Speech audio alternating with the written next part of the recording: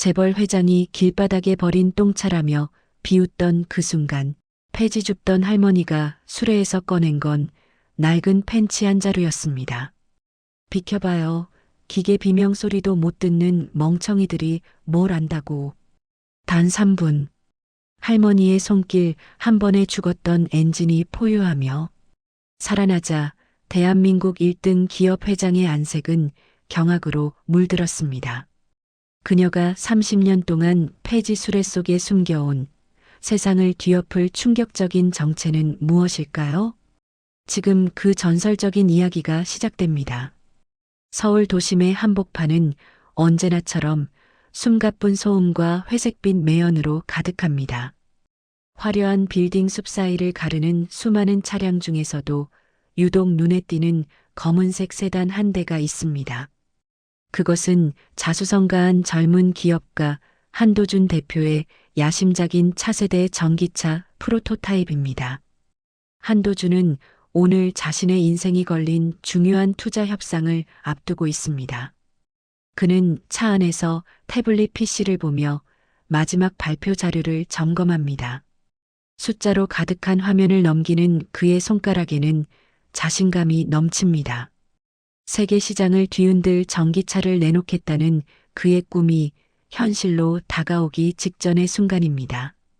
그는 이 차에 자신의 모든 열정과 회사의 운명을 걸었습니다. 하지만 운명은 때때로 가장 결정적인 순간에 얄궂은 장난을 치기 마련입니다. 매끄럽게 도로를 미끄러지던 차량이 갑자기 거친 진동을 내더니 비명 같은 소음과 함께 멈춰버립니다. 계기판에는 붉은 경고등이 요란하게 전멸하며 시스템 오류라는 차가운 메시지를 띄웁니다. 도주는 당혹스러운 표정으로 시동 버튼을 연신 눌러보지만 차는 묵묵부답입니다. 그는 차에서 내려보닛을 열어보지만 복잡하게 얽힌 첨단 회로와 거대한 배터리, 팩 앞에서 그가 할 수 있는 일은 없습니다.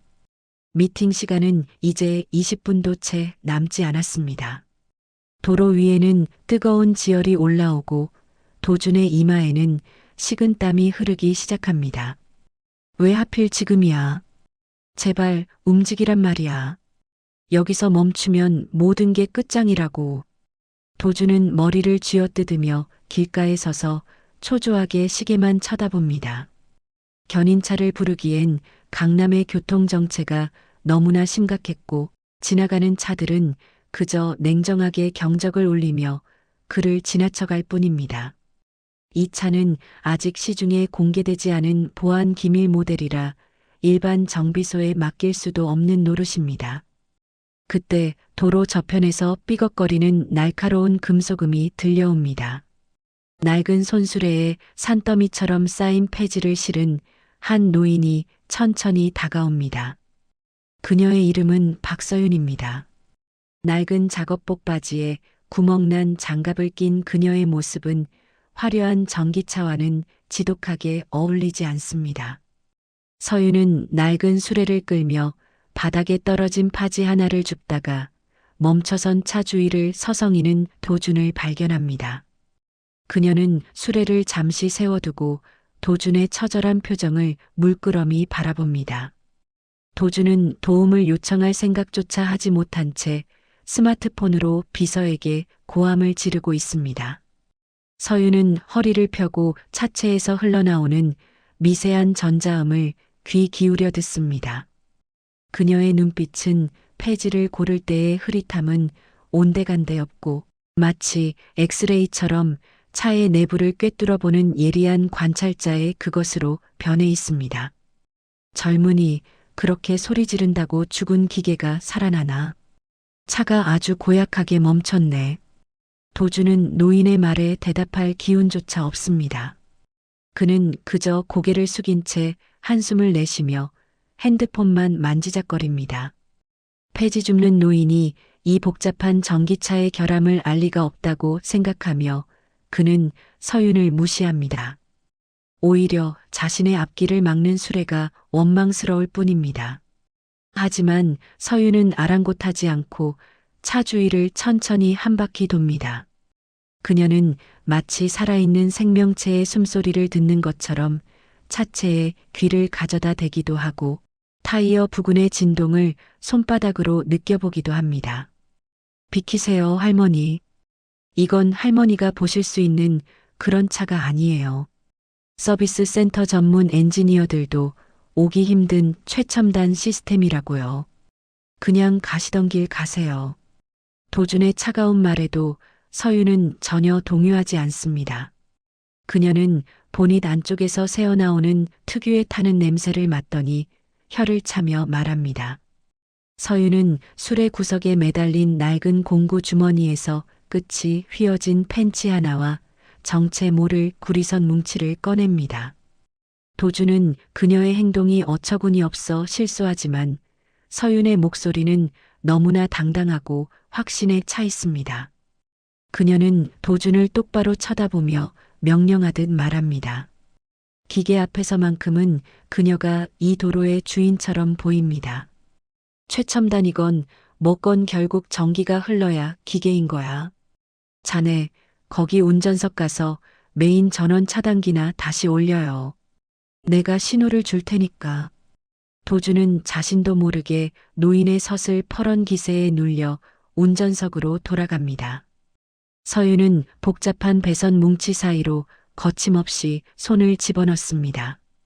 그녀의 손가락은 마치 설계도를 머릿속에 통째로 넣고 있는 것처럼 망설임이 없습니다. 그녀는 특정 제어 단자 부근의 피복을 살짝 벗겨내더니 자신이 가져온 구리선을 교묘하게 꼬아 임시 회로를 만듭니다. 신형 모델의 고질적인 결함인 냉납 현상으로 인해 통신 신호가 끊긴 접점을 찾아내어 강제로 우회시킨 것입니다. 지금이야 눌러. 도준은 반신반의하며 시동 버튼을 누릅니다. 그러자 죽어있던 계기판에 화려한 그래픽이 살아나고 모터의 구동음이 기분 좋게 울려 퍼집니다. 도준은 믿기지 않는 광경에 입을 벌린 채 서윤을 쳐다봅니다. 자신의 회사가 수십억을 들여 개발하고 수천 번의 테스트를 거친 시스템을 길거리의 노인이 단 3분 만에 그것도 낡은 구리선 하나로 고쳐낸 것입니다. 도준은 전율을 느끼며 차에서 뛰어내립니다. 할머니, 잠깐만요. 대체 어떻게 하신 거예요? 이건 우리 연구소 박사들도 원인을 못 찾아서 애먹던 부분인데 성함이라도 알려주세요. 제가 사례를 꼭 하고 싶습니다. 얼마면 되겠습니까? 돈은 됐어, 젊은이. 나 같은 노인네한테 줄 돈 있으면 차나 똑바로 만들어요. 겉껍데기만 번지르르하게 만들지 말고 속이 단단하게 만들어야지. 사람 목숨 싣고 다니는 기계가 이렇게 나약해서야 쓰겠나? 서윤은 대단한 일을 한 게 아니라는 듯 다시 술의 손잡이를 고쳐 잡습니다. 그녀는 땀을 닦지도 않고 다시 무거운 수레를 밀며 길을 떠납니다. 도준은 멀어지는 그녀의 뒷모습을 보며 형언할 수 없는 충격에 휩싸입니다. 폐지더미 사이에 꽂힌 낡은 펜치가 햇빛에 반사되어 반짝이는 모습이 마치 훈장처럼 그의 눈에 남습니다. 그는 서둘러 차에 올라타 미팅 장소로 향하지만 머릿속에는 오직 그 노인의 예리한 눈빛과 거친 손마디 그리고 기계를 대하던 그 경건한 태도뿐입니다. 투자 협상장에 도착한 도준은 성공적으로 발표를 마칩니다. 차가 극적으로 살아난 덕분에 그는 시간에 맞춰 도착할 수 있었고 투자자들은 그의 열정에 감동합니다. 하지만 도준의 마음은 이미 다른 곳에 가 있습니다. 미팅이 끝나자마자 그는 비서에게 연락하여 방금 전 도로의 CCTV 영상을 확보하라고 명령합니다. 또한 그 구역에서 폐지를 줍는 할머니를 샅샅이 수소문하라고 지시합니다. 도준은 직감적으로 느낍니다. 방금 자신이 만난 노인은 단순히 손재주가 좋은 노인이 아니라 자신이 그토록 찾아 헤매던 기술의 본질을 가진 존재라는 사실을 말입니다. 그날 밤 도준의 사무실로 비서가 긴급하게 조사 결과를 가져옵니다. 보고서를 읽어내려가는 도준의 손이 미세하게 떨립니다. 노인이 살고 있는 곳은 재개발 구역의 끝자락에 위치한 낡은 판잣집이고 그녀에 대한 공식적인 기록은 30년 전 어느 시점에서 완전히 끊겨 있었습니다. 하지만 비서가 국립도서관 지하 창고에서 찾아낸 낡은 기술 잡지의 한 페이지에는 젊은 날의 박서윤이 환하게 웃고 있습니다. 그녀의 가슴에는 국가기관 산업유공자라는 훈장이 달려 있고 사진 설명에는 대한민국 엔진의 어머니라는 문구가 적혀 있습니다. 이분이 정말 그 전설의 설계자 박서윤 박사라고요? 30년 전에 간첩 혐의로 사라졌던 그분 말입니까? 기록상으로는 그렇습니다, 대표님. 하지만 당시 사건은 석연치 않은 구석이 많아 기밀로 붙여졌다고 합니다. 그 이후로 완전히 자취를 감추셨는데 설마 폐지를 줍고 계실 줄은 몰랐습니다. 도주는 창밖의 화려한 야경을 바라보며 깊은 생각에 잠깁니다. 자신이 누리고 있는 이 첨단 기술의 뿌리가 바로 저 노인의 손끝에서 시작되었다는 사실에 가슴이 벅차오릅니다. 동시에 그녀가 겪었을 고초와 억울한 세월을 생각하니 분노가 치밀어 오릅니다. 도주는 이제 단순히 차를 고친 것에 대한 사례를 하려는 것이 아닙니다. 잃어버린 대한민국의 기술 역사를 되찾고 거장에 꺾인 명예를 자신의 손으로 다시 세워야겠다는 사명감을 느낍니다. 서윤은 자신의 정체가 드러날 위기에 처했다는 사실을 모른 채 좁고 차가운 방에서 기름때 묻은 손을 비누로 씻고 있습니다. 그녀의 방 한구석에는 낡은 설계도면 뭉치들이 습기 방지를 위해 비닐에 겹겹이 쌓여 보물처럼 쌓여 있습니다. 그녀는 낡은 라디오에서 흘러나오는 옛 노래를 들으며 무심하게 저녁 식사를 준비합니다. 그녀에게 오늘 낮의 일은 그저 길 잃은 어린아이의 장난감을 고쳐준 것과 다름없는 사소한 일일 뿐입니다. 하지만 도주는 이미 그녀의 집 근처 골목에 도착해 있습니다. 화려한 수트를 입은 재벌 회장이 낡은 판잣집 대문 앞에 서서 숨을 고릅니다.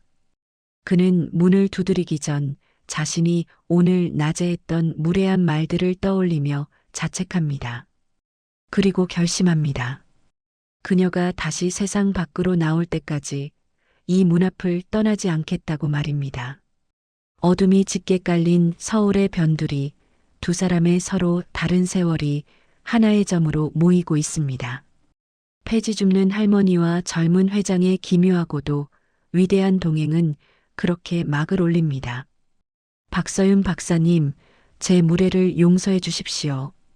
당신을 모시러 왔습니다. 도주는 낡은 판잣집 대문 앞에서 밤이 깊어가는 줄도 모르고 서 있습니다. 화려한 외제차와 정장 차림의 남자가 풍기는 이질감에 지나가던 동네 주민들이 수군거리지만 도준의 시선은 오직 갈라진 틈 사이로 새어나오는 희미한 전등 불빛에 고정되어 있습니다.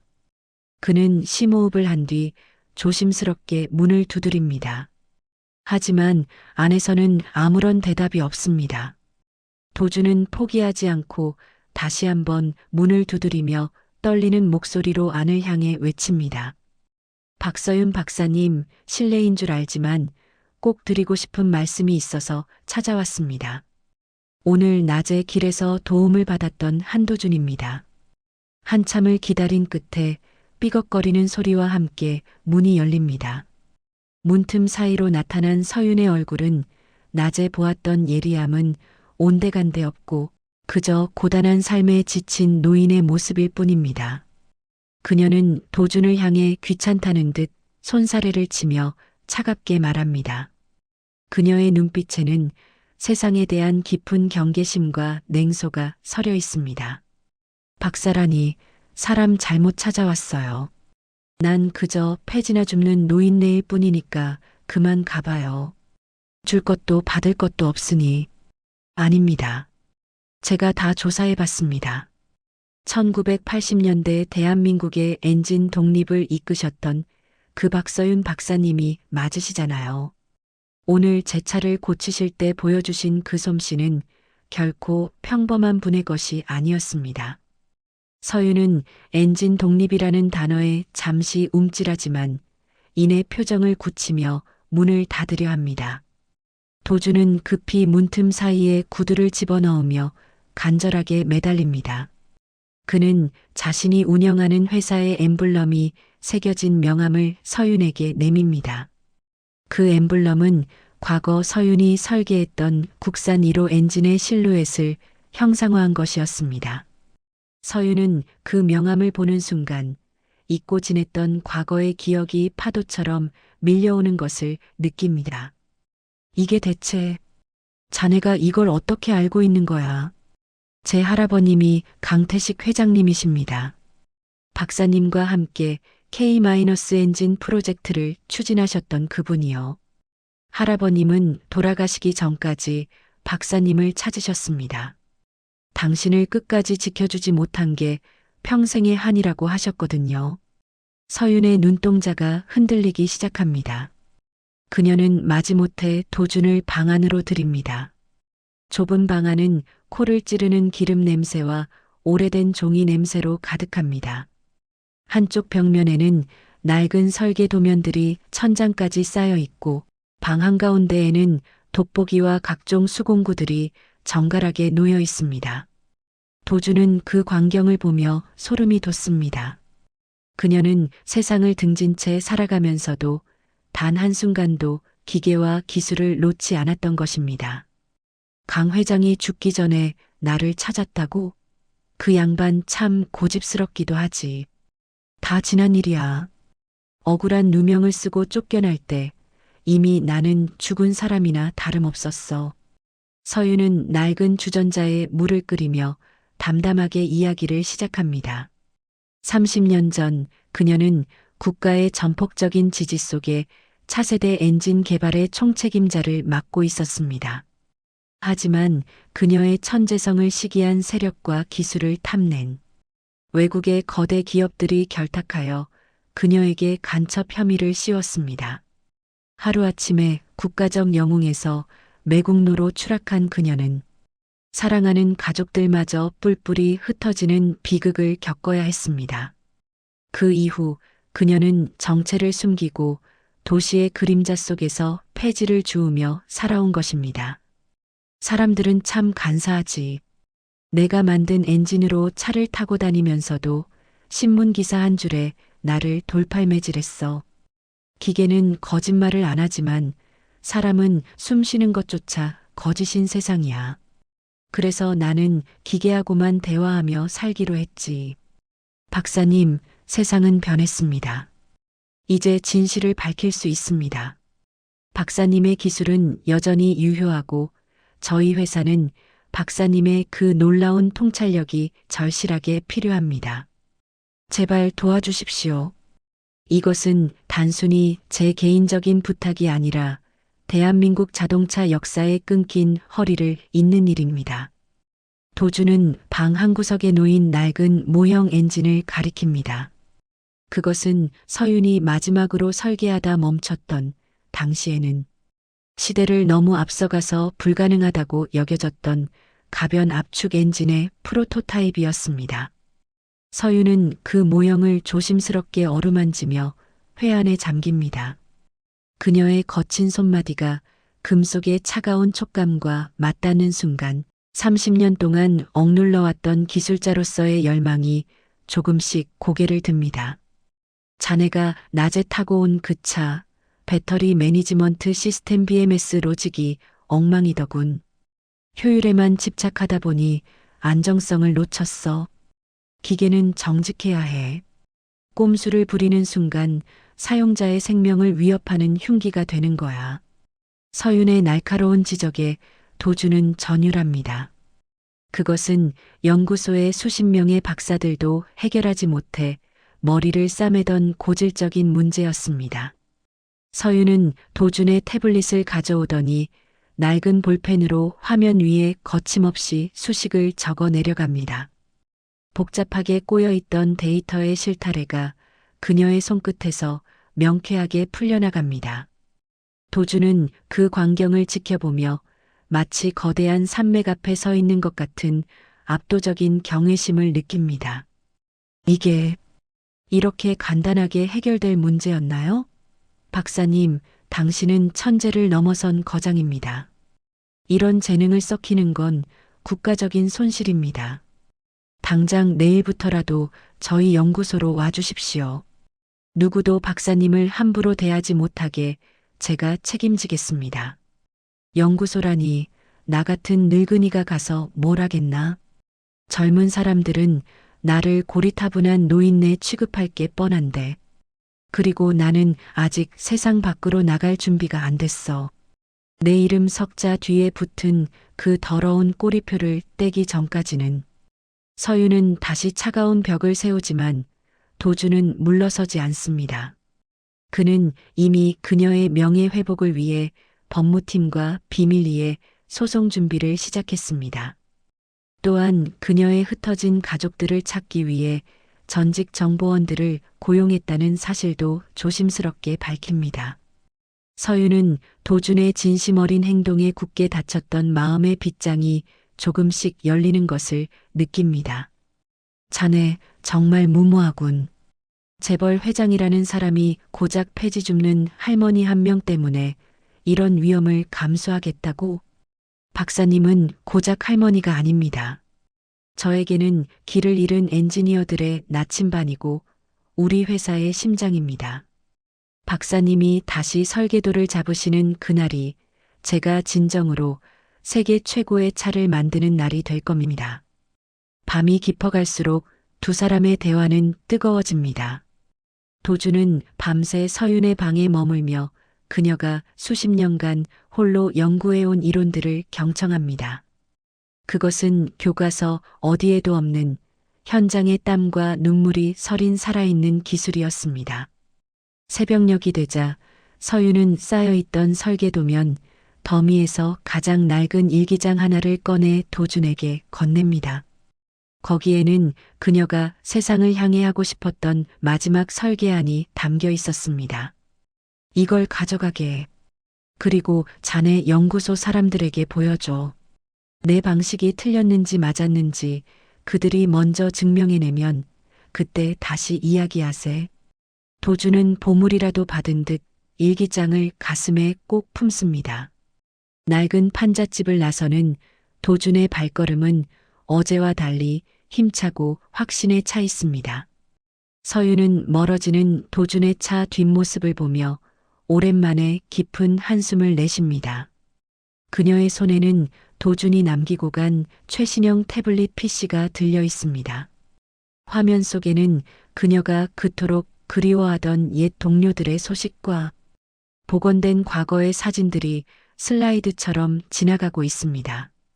어둠이 걷히고 새벽 안개가 걷히는 거리, 서유는 다시 수레를 끌고 밖으로 나옵니다. 하지만 오늘 그녀의 눈은 바닥에 떨어진 종이가 아닌 푸르게 밝아오는 하늘을 향하고 있습니다. 30년의 침묵을 깨고 거장이 다시 기지개를 켜기 시작한 것입니다. 서울의 소음이 다시 시작되는 아침, 새로운 역사의 서막이 조용히 오르고 있습니다. 도주는 밤을 꼬박 새워 서윤이 건넨 낡은 일기장을 분석합니다.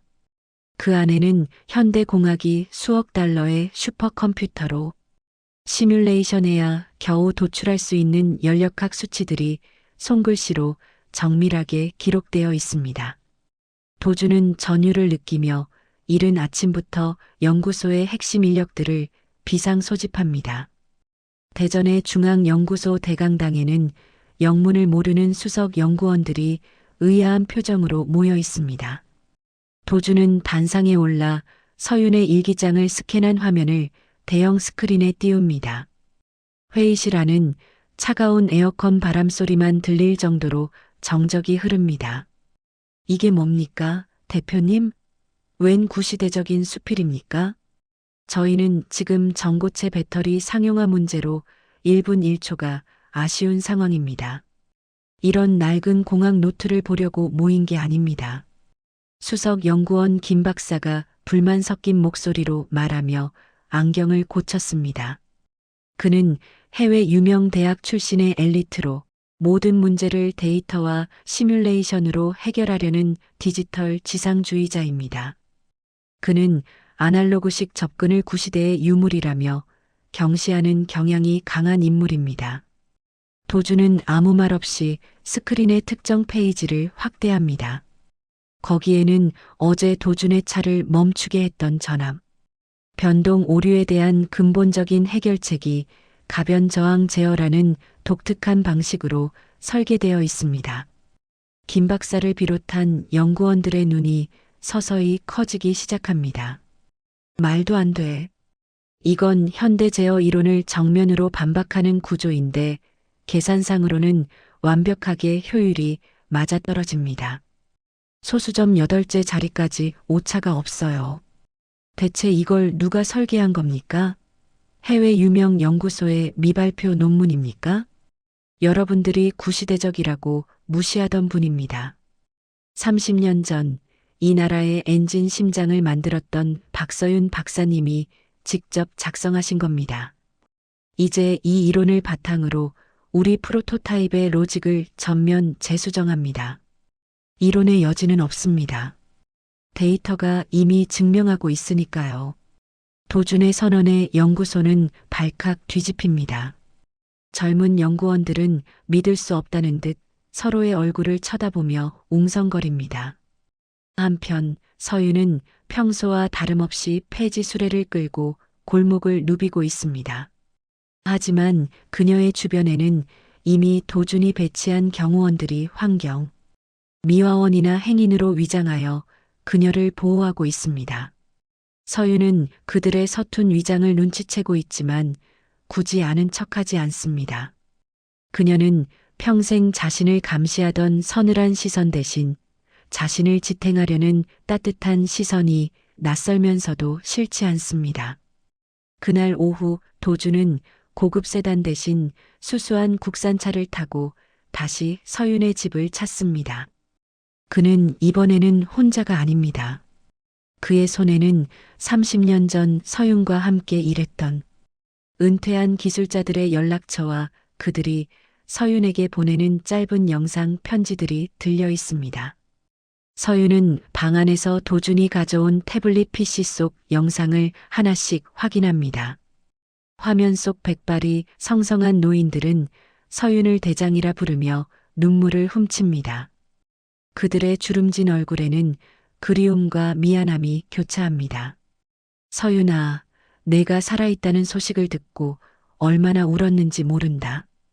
우리가 만든 엔진이 아직도 길거리를 달리고 있는데 정작 너는 어디서 그렇게 고생을 한 거냐? 제발 돌아와다오. 내가 없어서 미처 완성하지 못한 설계도가 아직 우리 가슴 속에 남아있다. 우리 인생의 마침표는 내가 찍어줘야 하지 않겠냐?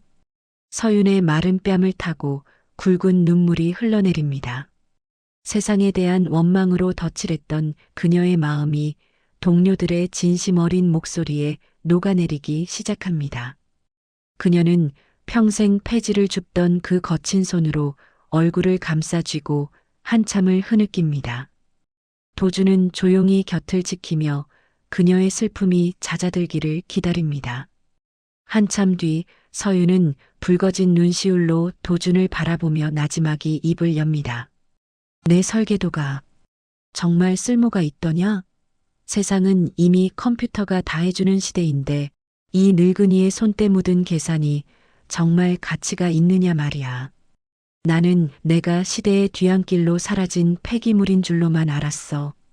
박사님, 컴퓨터는 정답을 찾지만 거장은 길을 만듭니다. 저희 연구원들은 박사님의 수식을 보고 마치 신대륙을 발견한 기분이라고 합니다. 제발 그들에게 길을 보여주십시오. 기술의 영혼이 무엇인지 박사님께서 직접 가르쳐 주셔야 합니다. 서윤은 결심한 듯 자리에서 일어나 방 한구석에 낡은 괴짝을 엽니다. 그 안에는 기름 냄새가 밴 구형 작업복과 제도용 도구들이 정갈하게 보관되어 있습니다. 그녀는 30년 동안 단 한 번도 잊은 적 없는 자신의 진짜 옷을 꺼내듭니다. 서윤은 도준에게 내일부터 연구소로 출근하겠다는 의사를 밝힙니다. 단 조건이 있었습니다. 자신의 정체를 외부에 공개하지 말 것과 자신을 박사가 아닌 현장 작업반장으로 대우해 달라는 것이었습니다. 내가 박사 대접이나 받으려고 가는 게 아니야. 기계들이 아파서 우는 소리가 여기까지 들리니까 가는 거지. 젊은 친구들이 사고 치는 거 뒷수습이나 하러 가는 거니까 그렇게 알아요. 다음 날 아침 정체불명의 노인이 도준의 전용기를 타고 대전 연구소에 도착합니다.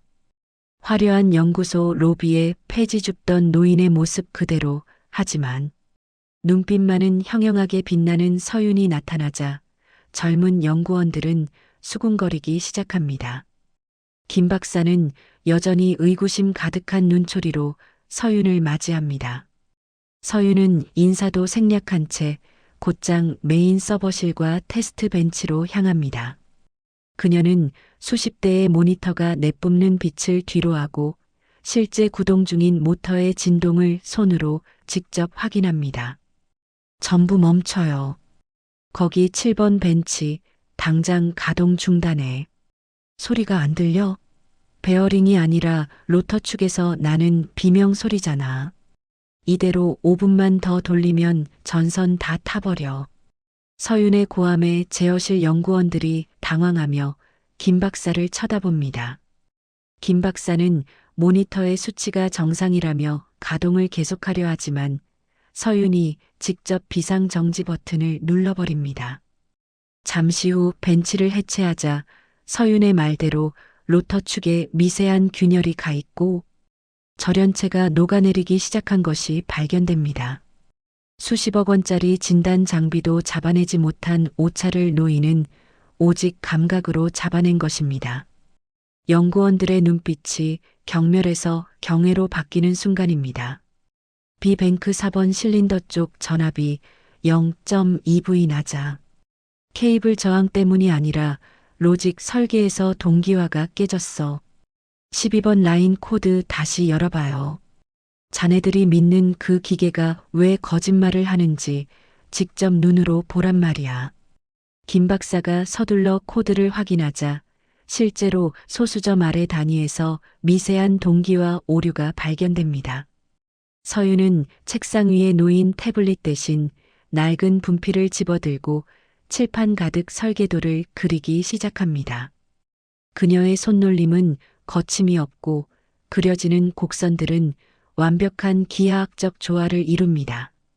기술은 머리로 하는 게 아니에요. 기계와 대화하는 법을 모르면 당신들은 평생 기계의 노예일 뿐이야. 자, 이제 이 쓰레기 같은 로직을 어떻게 고칠지 설명할 테니 잘 들어요. 다시는 내 앞에서 데이터 타령하지 마. 서윤의 강의가 시작되자 연구소의 천재들이라고 불리던 이들이 너나 할 것 없이 노트를 꺼내 받아 적기 시작합니다. 김 박사마저도 어느새 맨 앞자리에 앉아 그녀의 한마디 한마디를 경청합니다. 도주는 유리창 너머로 그 광경을 지켜보며 깊은 안도의 미소를 짓습니다. 하지만 같은 시각 서윤의 생존 소식을 접한 과거의 악연들도 움직이기 시작합니다. 30년 전 그녀를 나락으로 밀어넣었던 골든 그룹의 고문들이 강남의 한 일식집에서 비밀 회동을 갖습니다. 박서윤이 살아있다고? 그것도 한도준의 연구소에 들어갔단 말이지? 그 여자가 입을 열면 30년 전 그 일이 다시 수면 위로 올라올 거야. 한도준이 재심을 준비하기 전에 손을 써야 해. 이번에는 폐지가 아니라 목숨을 죽게 만들어야지. 서윤은 연구소 식당에서 도준과 마주 앉아 소박한 식사를 합니다. 그녀는 수십 년 만에 느껴보는 소속감과 기분 좋은 피로감에 조금은 상기된 표정입니다. 그녀의 손목에는 기름때 대신 소독약 냄새가 배어 있습니다.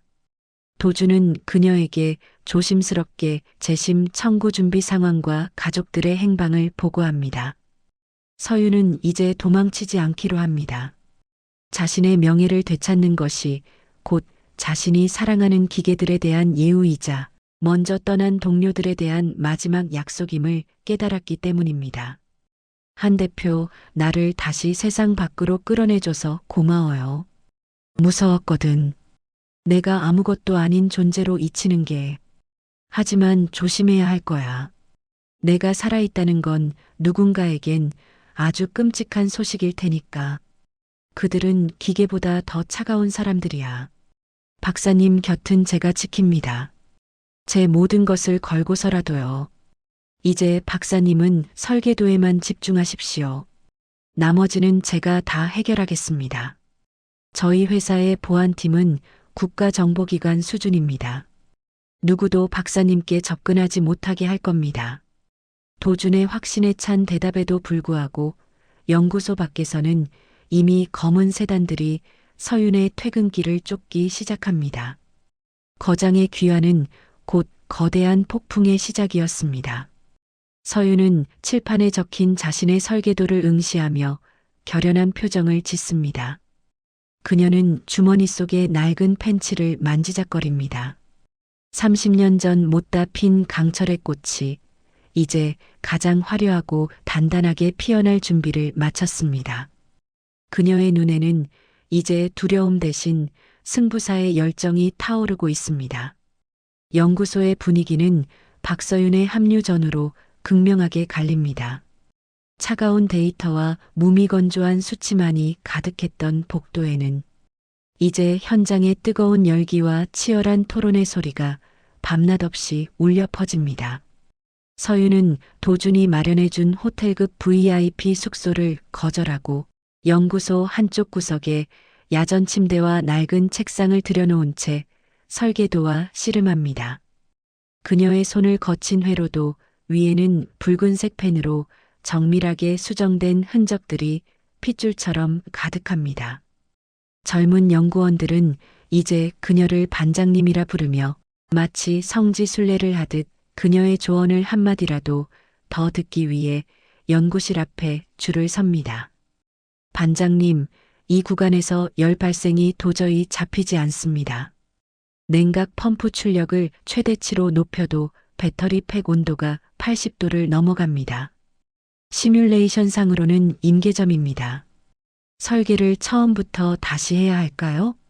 수석 연구원 김 박사가 땀을 닦으며 노트북을 들고 서윤에게 다가옵니다. 서윤은 돋보기를 고쳤으며 복잡하게 얽힌 그래픽 화면을 유심히 살핍니다. 그녀는 화면 속의 수치를 보는 대신 마치 기계의 속삭임을 듣는 것처럼 눈을 감고 잠시 생각에 잠깁니다. 그리고는 낡은 칠판에 복잡한 유체역학 공식을 거침없이 적어 내려갑니다. 억지로 시키려고만 하지 말고 열이 흐르는 길을 터주란 말이야.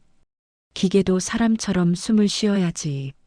자네는 숨이 막히는데 찬물만 들이부으면 살 것 같나? 여기 밸브 개폐 시점을 0.05초만 늦춰봐요. 열이 에너지로 바뀌어서 역으로 순환될 테니까. 알겠어요? 자연의 섭리를 거스르는 게 아니라 이용하는 게 기술이야. 김 박사는 그 자리에서 얼어붙은 듯 칠판을 응시하다가 무릎을 탁 칩니다. 연구소의 천재들이 수개월 동안 매달렸던 난제가 노인의 직관 한마디에 해결되는 순간입니다. 도주는 유리창 너머로 그 광경을 지켜보며 깊은 안도의 숨을 내쉽니다. 하지만 그의 곁으로 다가온 비서의 표정은 어둡기만 합니다. 30년 전 서윤을 몰락시켰던 주범 중 하나인 골든 그룹의 강학수 부회장이 드디어 동리를 드러내기 시작했다는 소식입니다. 대표님, 예상보다 공격이 거셉니다. 골든 그룹 측에서 주요 언론사 데스크들을 움직였습니다. 내일 아침 경제지 일면에 박서윤 박사의 과거, 간첩 혐의와 기술 유출 사건을 대대적으로 재구성한 기사가 나갈 예정입니다. 우리 회사가 국가 스파이를 비호하며 투자자들을 속이고 있다는 식의 악의적인 보도입니다. 강학수가 결국 추잡한 수를 쓰는군요. 주가는 어떻게 되겠습니까? 장 시작과 동시에 폭락할 가능성이 큽니다. 투자자들의 항해 전화가 벌써 빗발치고 있습니다. 대표님, 지금이라도 박 박사님을 해외 지사로 잠시 대피시키시는 게 어떻겠습니까? 여론이 잠잠해질 때까지만이라도요.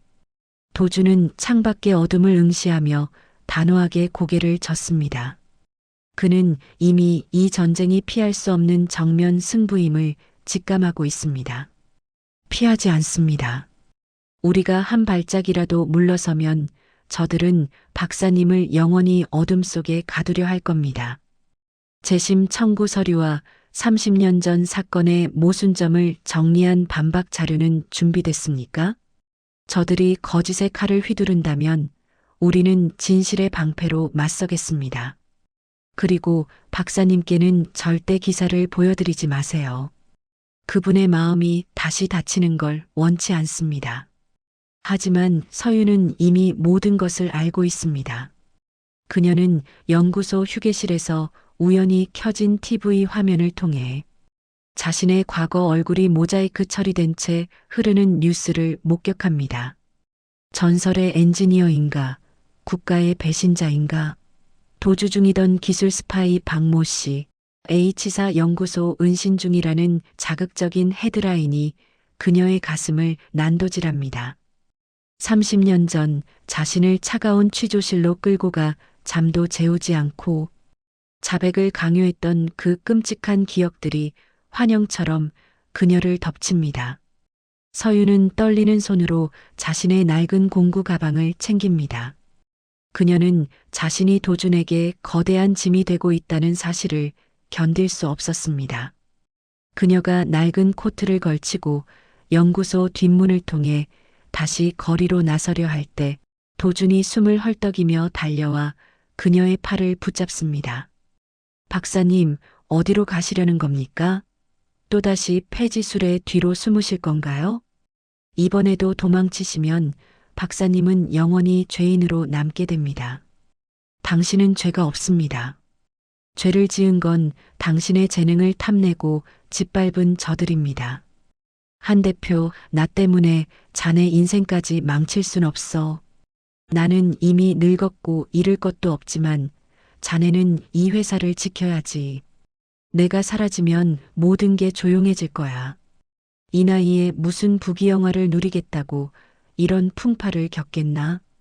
그냥 보내주게. 아니요, 절대 못 보내드립니다. 박사님이 계시지 않은 성공은 제게 껍데기에 불과합니다. 제가 30년 전 사건을 담당했던 보안사 수사관을 찾아냈습니다. 그가 당시 강학수의 지시로 증거를 조작했다는 사실을 시인했습니다. 내일 기자회견에서 그가 직접 양심 선언을 할 겁니다. 제가 박사님을 위해 준비한 선물입니다. 도준의 말에 서윤의 눈동자가 크게 흔들립니다. 30년 동안 그 누구도 자신을 위해 싸워준 적이 없었습니다. 모두가 등을 돌릴 때 이 젊은 청년은 자신의 모든 것을 걸고 거대한 집단에 맞서고 있었던 것입니다. 도준은 서윤의 주름진 손을 힘있게 잡으며 다시 한번 간청합니다. 박사님, 당신의 손은 기계를 고치는 손이지 죄를 짓는 손이 아닙니다. 이제 당신의 명예를 되찾으십시오. 그리고 우리 젊은 엔지니어들에게 기술자의 자부심이 무엇인지 끝까지 보여주십시오. 서윤은 도준의 진심 어린 눈빛에서 할아버지 강태식 회장의 얼굴을 봅니다. 그녀는 천천히 공구 가방을 내려놓고 다시 연구실 가온을 여밉니다. 그녀의 눈에는 눈물 대신 차가운 투지가 서리기 시작합니다. 그 시각 강학수 부회장은 강남의 은밀한 안가에서 비서실장에게 서슬퍼런 명령을 내립니다. 도준의 반격 카드를 알아챈 그는 이제 마지막 수단인 물리적 압박을 선택합니다. 내일 기자회견장에 박서윤이 나타나선 안 돼. 무슨 수를 써서라도 가로막아. 사고로 위장하든 강제로 납치하든 상관없어. 그 여자가 입을 여는 순간 우리 그룹의 근간이 흔들린다. 확실하게 처리해. 밤이 깊은 연구소. 서윤은 홀로 남아 프로토타입 전기차의 마지막 세팅을 점검합니다. 모두가 퇴근한 고요한 복도에 낯선 구둣발 소리가 울려 퍼집니다. 서윤은 직감적으로 위협을 감지합니다. 그녀는 당황하지 않고 주변의 공구들을 살피며 몸을 숨깁니다. 곧이어 검은 양복을 입은 사내들이 연구실 문을 부수고 들이닥칩니다. 할머니, 고집 피우지 말고 조용히 따라오시지. 곱게 가야 서로 피곤하지 않아. 사내들이 서윤을 포위하며 압박해오자 서윤은 제어반의 비상 스위치를 조작합니다. 그녀는 연구소의 전력 계통을 훤히 꿰뚫고 있었습니다.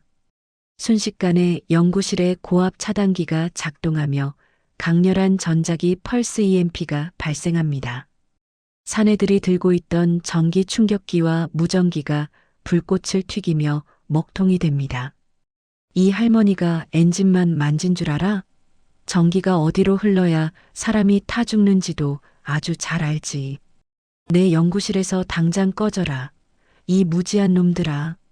서윤은 어둠 속에서 연구소의 복잡한 구조와 기계 설비들을 방패 삼아 그들을 농락합니다. 뒤늦게 달려온 도준과 경호팀이 현장을 덮쳐 사내들을 제압합니다. 도준은 바닥에 주저앉은 서윤의 안위를 확인하며 가슴을 쓸어내립니다. 하지만 서윤은 오히려 도준의 어깨를 두드리며 당당하게 일어섭니다. 한 대표, 이제 전쟁의 서막이 올랐구먼. 저들이 저급하게 칼을 휘두른다면 우리는 더 고결하고 정밀하게 기술로 응징해줘야지.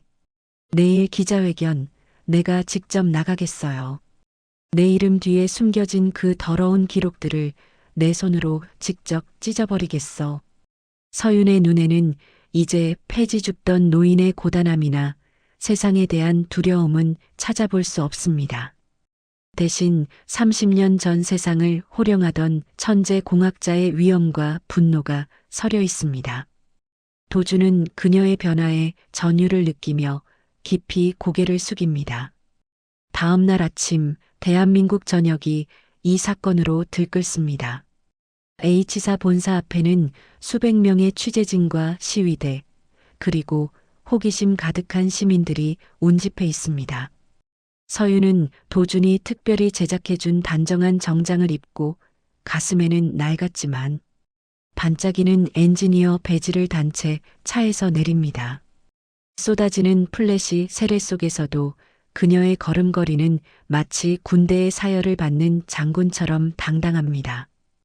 기자회견장에 들어선 서윤은 수많은 마이크 앞에 섭니다. 장내에는 숨막히는 긴장감이 감돕니다. 그녀는 장내를 조용히 훑어본 뒤 차분하지만 힘 있는 목소리로 입을 뗍니다. 그녀의 첫마디는 그 자리에 있던 모든 사람의 상식을 뒤엎는 포효와도 같았습니다. 나는 30년 동안 죽어 있었던 기술자 박서윤입니다.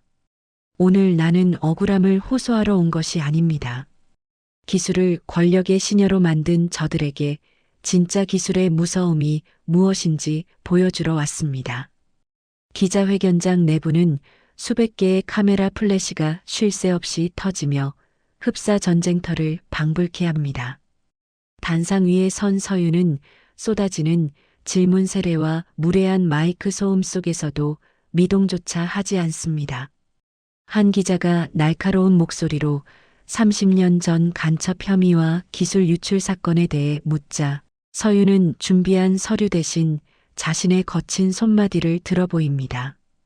굳은 살이 박이고 기름때가 문신처럼 새겨진 그 손은 마이크를 타고 전해지는 그녀의 목소리만큼이나 묵직한 힘을 가집니다. 내 손에 묻은 이 흉터들과 기름때는 간첩의 표식이 아니라 이 나라 자동차의 심장을 만들며 얻은 유일한 훈장입니다. 30년 전 나는 기술을 판 게 아니라 내 기술을 탐낸 권력자들의 욕심에 제물로 팔려나갔던 것입니다. 기계는 설계도대로 움직이지만 인간의 탐욕은 설계도가 없더군요. 이제 그 추악한 거래의 몸통과 기록을 이 자리에서 모두 공개하겠습니다. 서윤의 말이 끝나자마자 대형 스크린에는 30년 전 비밀 수사 기록과 강학수 부회장이 당시 수사관에게 건넸던 비자금 장부의 사본, 그리고 조작된 증거물들의 원본 사진들이 차례로 띄워집니다. 장내에는 경악 섞인 탄성과 웅성거림이 터져나옵니다. 뒤이어 도준이 휠체어에 탄 노신사 한 명을 데리고 등장합니다. 그는 당시 서윤을 직접 취조하고 증거를 조작했던 전직 보안사 수사관 최 씨입니다. 백발이 된 최 씨는 가쁜 숨을 몰아쉬며 참회하듯 고개를 떨구고 입을 엽니다. 박서윤 박사님은 결백합니다. 당시 골든그룹의 사주를 받은 윗선의 지시로 제가 직접 서류를 가짜로 만들었습니다. 죄 없는 사람을 매국노로 몰아넣고 저 혼자 잘 먹고 잘 살았습니다. 죽기 전에 이 무거운 짐을 내려놓고 싶습니다. 박 박사님, 정말 죄송합니다. 저를 죽여주십시오. 기자회견장은 순식간에 아수라장이 됩니다. 도준은 혼란스러운 현장을 정리하며 마이크를 잡습니다. 그는 단순히 과거의 진실을 밝히는 것에 그치지 않고 서윤이 지난 몇 주간 연구소에서 밤을 새우며 완성한 차세대 전기차 플랫폼의 실물과 주행 데이터를 공개합니다. 그것은 전 세계 어느 기업도 구현하지 못한 압도적인 에너지 효율과 고온에서의 극한 안정성을 자랑하는 기술이었습니다. 박서윤 박사님은 폐지를 줍던 30년의 세월 속에서도 기술의 본질을 포기하지 않으셨습니다. 이것이 바로 그녀가 침묵의 시간 동안 증명해낸 결백의 증거이자 결과물입니다. 저희는 오늘부로 골든그룹과 강학수 부회장을 명예훼손 및 증거 조작, 살인 교사 미수 혐의로 정식 고소합니다.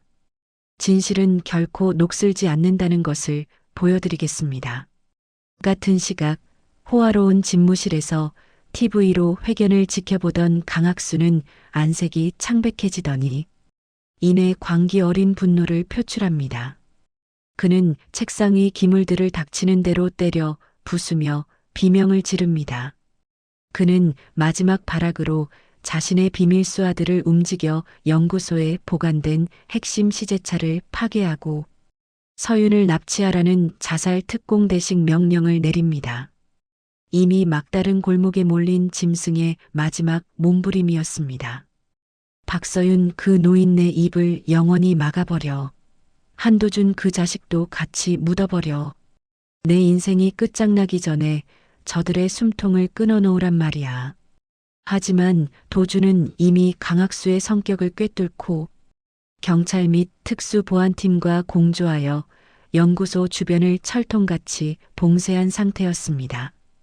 기자회견을 마치고 연구소로 돌아온 서윤은 비로소 긴 안도의 한숨을 내쉽니다. 그녀는 자신을 걱정스럽게 바라보는 도준에게 고맙다는 말 대신 주머니 속에서 낡은 펜치를 꺼내 건넵니다. 그것은 그녀가 가장 비참했던 시절부터 손에 쥐고 살았던 분신과도 같은 도구였습니다. 한 대표, 이제 내 이름은 찾았으니 기술자로서의 마지막 숙제를 끝내야겠어. 저들이 파괴하려 드는 우리 시제차, 내가 직접 몰고 세상 밖으로 나가겠네. 기술자가 만든 물건은 전시장이 아니라 길 위에서 그 가치를 증명해야 하는 법이니까. 내 실력이 녹슬었는지 직접 확인해 보고 싶기도 하고. 서윤은 주위의 만류에도 불구하고 직접 프로토타입 전기차의 운전석에 앉습니다. 낡은 작업복 가운을 입은 노인이 최첨단 운전석에 앉은 모습은 그 자체로 경이로운 장면입니다. 도준은 그녀의 고집을 꺾을 수 없음을 알고 옆자리에 동승합니다. 연구소를 나서는 차량의 앞을 골든그룹이 보낸 검은 차들이 가로막으며 위협적으로 돌진해오지만 서윤은 눈 하나 깜짝하지 않고 차량의 출력 모드를 조절합니다. 기계는 정직해. 내가 믿는 만큼 응답하거든. 잘 봐요, 젊은이. 이 차가 어떻게 길을 여는지. 서윤의 정밀한 페달 조절과 핸들링 덕분에 시제차는 마치 살아있는 생명체처럼 적들의 포위망을 유연하게 빠져나갑니다. 도심 한복판에서 벌어지는 긴박한 추격전 속에서도 서윤은 기이할 정도로 평온을 유지합니다. 그녀는 계기판의 화려한 숫자가 아닌 차체 전체에서 느껴지는 미세한 진동과 공기의 흐름에 집중하며 완벽한 주행을 선보입니다. 생중계되는 드론 영상을 통해 전 국민은 70대 노인이 운전하는 전기차가 도심을 가르는 환상적인 퍼포먼스를 실시간으로 목격합니다. 추격 끝에 골든 그룹의 차량들은 서윤의 교묘한 유도에 휘말려 스스로의 속도를 이기지 못하고 전복되거나 대기 중이던 경찰에 검거됩니다. 서윤은 서울 도심의 상징인 광화문 광장 한복판에 차를 세웁니다. 차에서 내리는 그녀를 향해 시민들이 몰려들어 환호와 박수를 보냅니다. 폐지 줍던 노인이 아닌 대한민국 기술의 자부심으로 우뚝 선 거장의 모습에 많은 이들이 눈시울을 붉힙니다. 기계는 거짓말을 하지 않습니다. 정직하게 설계하고 정직하게 만들면 기계는 정직하게 달립니다. 우리 아이들이 살아갈 미래의 기술은 제 과거처럼 탐욕스러운 권력에 휘둘리지 않기를 바랍니다. 기술은 사람을 살리는 데 쓰여야 합니다. 서윤의 짧은 소감은 뉴스 속보를 타고 전 세계로 퍼져나갑니다. 그날 저녁 검찰은 골든 그룹 본사에 대한 전격적인 압수수색을 단행하고 도주를 시도하던 강학수 부회장을 공항에서 긴급 체포합니다. 30년 전의 거대한 악행이 마침내 법의 준엄한 심판대 위에 오르게 된 것입니다. 도주는 광장에 서서 노을을 등진 서윤의 당당한 뒷모습을 보며 깊은 존경의 눈물을 흘립니다. 하지만 서윤은 승리의 기쁨에 취하지 않습니다. 그녀는 다시 연구실로 돌아와 밤늦게까지 설계도를 들여다봅니다. 그녀에게 최고의 복수는 화려한 법적 처벌이나 대중의 환호가 아니라 세상에서 가장 완벽하고 안전한 기계를 완성해내는 것이었습니다. 오후에 막이 내릴 즈음 서윤의 책상 위에는 도준이 가져온 두툼한 서류 봉투 하나가 놓입니다. 거기에는 30년 전 생이별했던 가족들의 현재, 소재와 그들이 박서윤을 애타게 찾고 있다는 소식이 담겨 있습니다. 서윤의 손이 가늘게 떨리며 서류 봉투를 집어듭니다. 평생을 기름과 쇳덩이 사이에서 차갑게 굳어있던 그녀의 심장이 뜨겁게 요동치기 시작합니다. 기술자로서의 승리를 넘어 한 인간으로서 잃어버렸던 삶의 조각들을 되찾는 치유의 과정이 시작된 것입니다. 살아있었구나. 내 새끼들 정말 살아있었어. 서윤은 서류 속 가족들의 사진을 어루만지며 통곡합니다.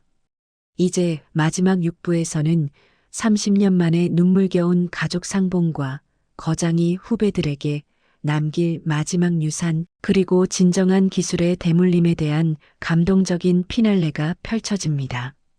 광화문 광장에서 보여준 그 압도적인 주행은 대한민국을 넘어 전 세계 자동차 업계를 뒤흔든 일대 사건이 되었습니다.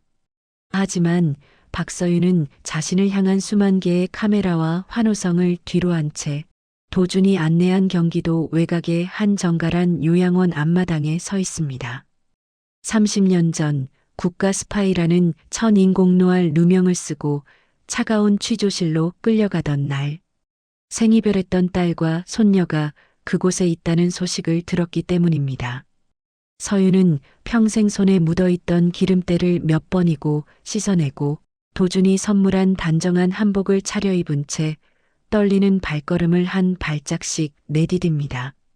엄마, 정말 엄마예요? 돌아가셨다고 나라에서 그렇게 말했는데 세상에 정말 우리 엄마가 맞아요? 이 손, 이 흉터. 내가 기억하는 엄마 손이 맞네.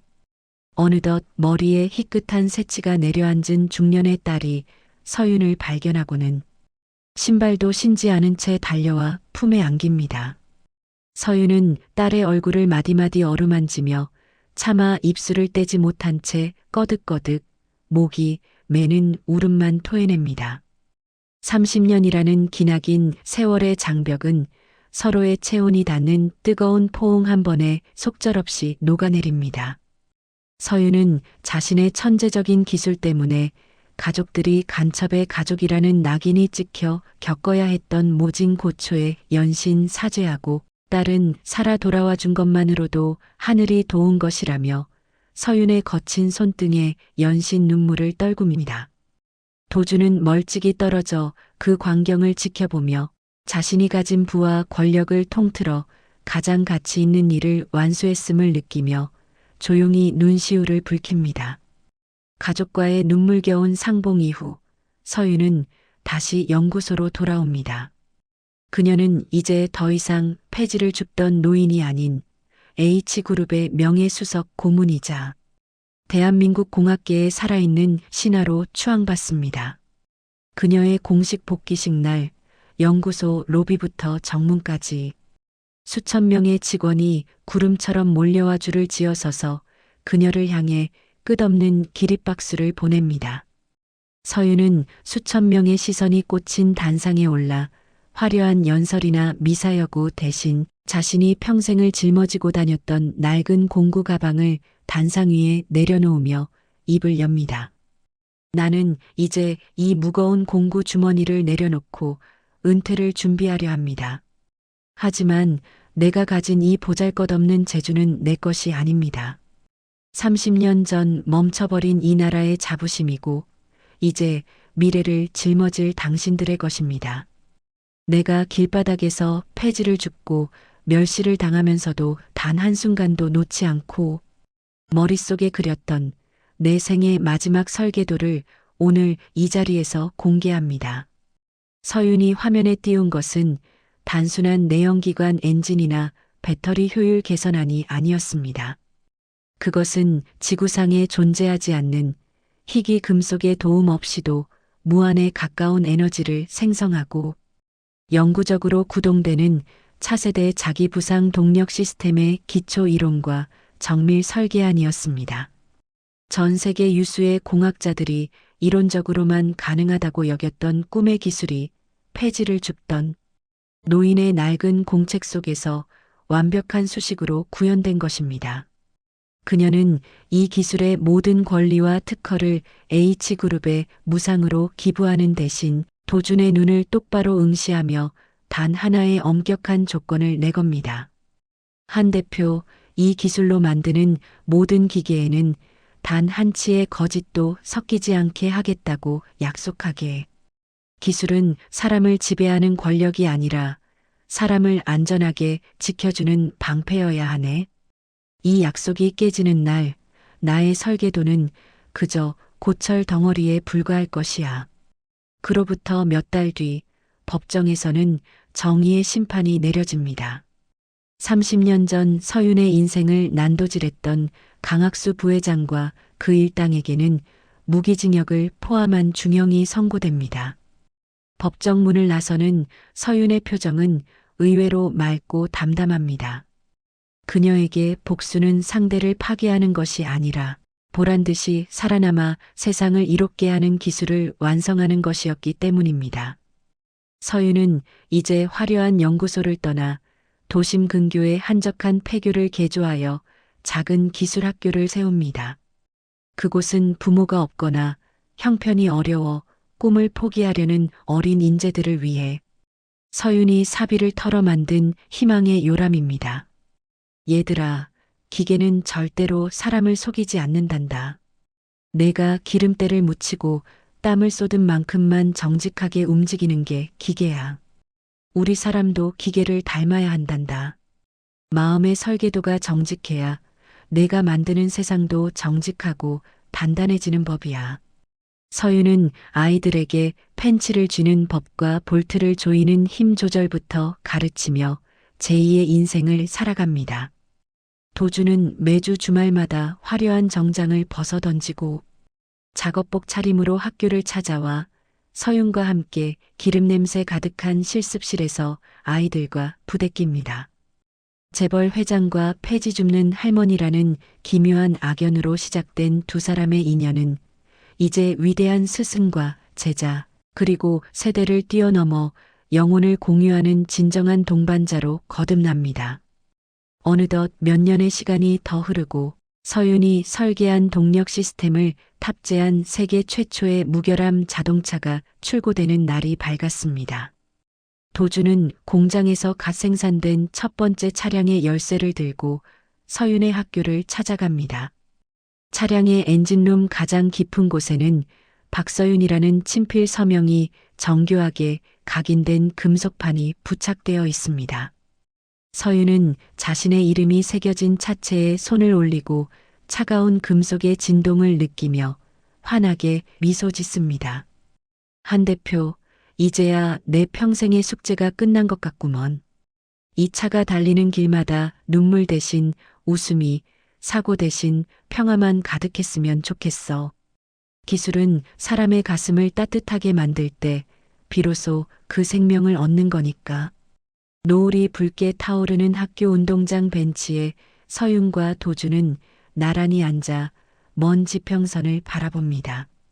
한때는 버려진 폐지를 주우며 세상의 가장 낮은 곳을 소리 없이 걷던 노인이었지만 이제 그녀는 대한민국 기술의 심장을 다시 뛰게 만들고 꺼져가던 엔지니어들의 자부심을 되살린 영원한 전설로 남았습니다.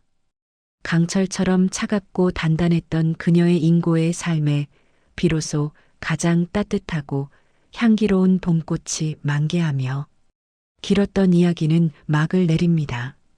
거장의 손은 여전히 거칠고 투박하지만 그 손이 닦아놓은 정직한 길 위로 이제 수많은 자동차가 사람들의 꿈을 싣고 안전하게 달리고 있습니다. 정직한 기술이 결국 승리하고 사람을 구한다는 믿음, 그것이 박서윤이라는 위대한 거장이 우리에게 남긴 가장 완벽한 설계도였습니다.